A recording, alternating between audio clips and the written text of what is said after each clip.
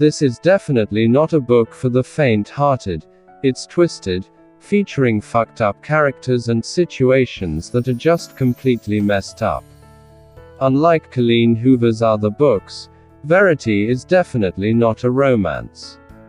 It's a dark and disturbing, twisted book featuring graphic depictions of abuse, so definitely pay heed to the trigger warnings before picking it up.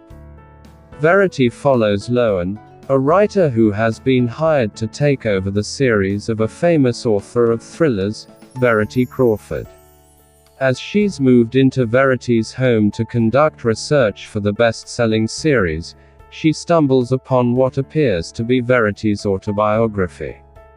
Not only is the autobiography completely captivating, as it features many sex scenes about Jeremy, Verity's handsome and charming husband, but it also gets more and more twisted as it goes along.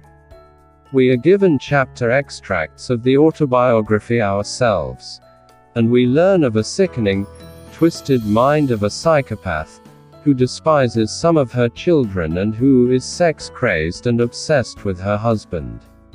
Loan is absolutely creeped out by Verity, who is currently in care of a nurse due to her comatose condition. Things start happening which doesn't match up to what she's told and believes, but is it just her anxious mind playing tricks on her? Reading Verity was a rollercoaster ride, especially told from the perspective of Loan. We don't know whether what she's experiencing is the truth, or whether things are just in her imagination.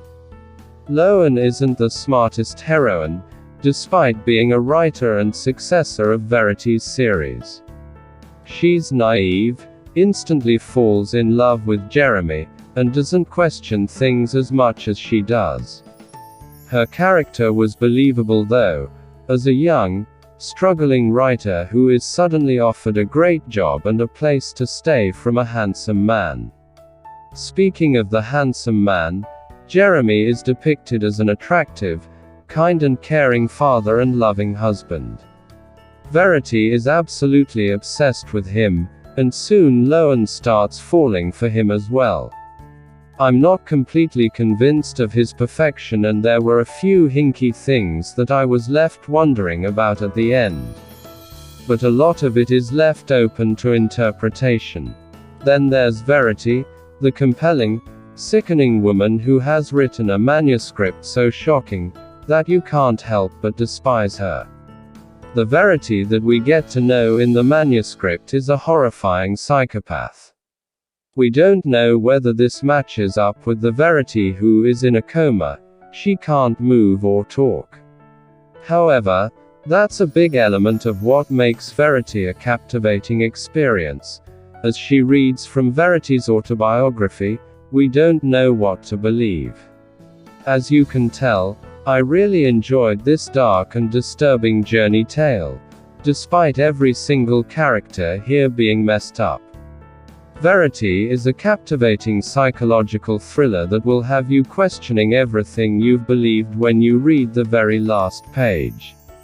There's just enough clues to leave reasonable doubt in our minds about what really happened in the book, whether Verity's dark manuscript is fact or fiction. We're left with an open ending that shakes everything up, leaving us thinking about these characters long after it ends.